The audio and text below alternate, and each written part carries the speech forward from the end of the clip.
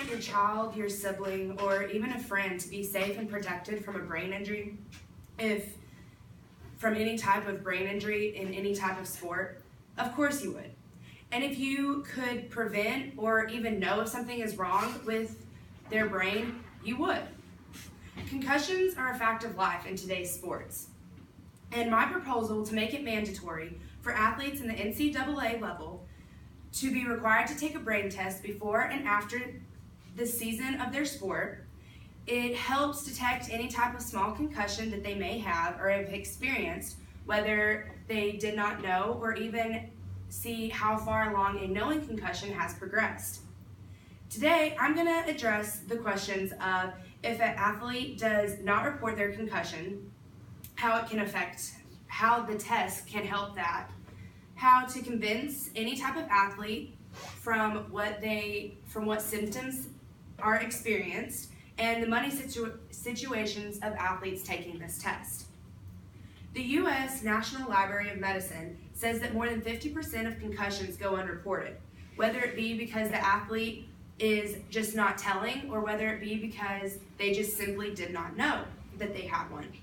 The University of Delaware did a study saying that the reason that it's so high of 50% of unreported concussions is because individuals don't exactly know what they should be looking for when experiencing a concussion, or because an athlete simply does not want to be taken out of a game or any future games.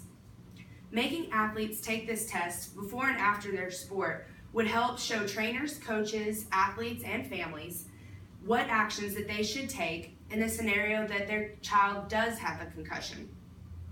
So this test will show any type of concussion that the athlete is either trying to cover up or has experienced.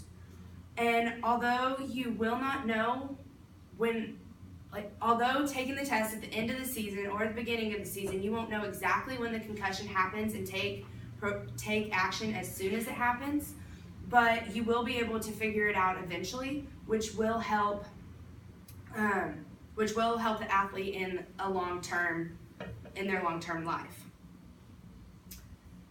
Real athletes push through and never give up.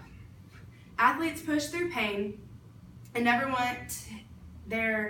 and their pride gets in the way of them ever telling whenever they experience symptoms.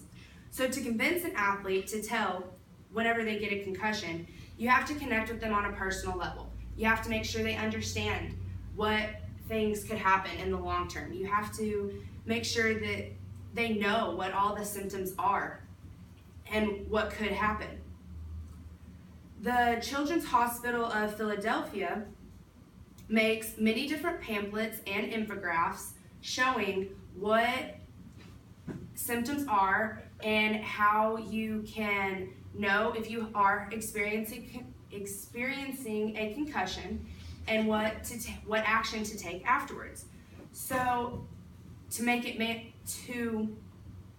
answer the question of making them know what the symptoms are, you should be able to make all athletes have their mandatory meeting at the beginning of the year, which they do have, they do have these, but it's not mandatory. So you need to make it mandatory so that they can come and learn all about this, so that they know and be able to pass out those pamphlets so that everyone has them. In an article by John Solomon, he says that the National College Players Association wants more states to pass legislation requiring public universities to provide additional transparency about how they care for injured athletes. The issue of money can be very complicated when it comes to this test, because this test is going to be very expensive. Although I believe that the NCAA, along with their insurance, and as well as the school that the athlete attends, should have to pay, and should have to pay equally. They should be the ones paying for this, because they're the ones that brought on the student athlete to come and play for them, whether it be on scholarship or whether it just be to come and play.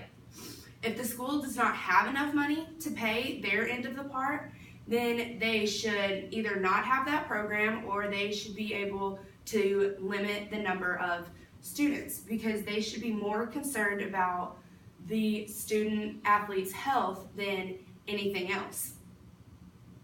The NCAA likes to cut corners when it comes to paying for sports-related medical bills happening while they're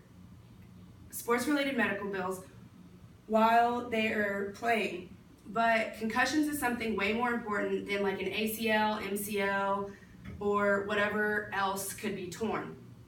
So they should be more focused on concussions than anything else. So that's why the NCAA should have to pay their part and have their insurance pay.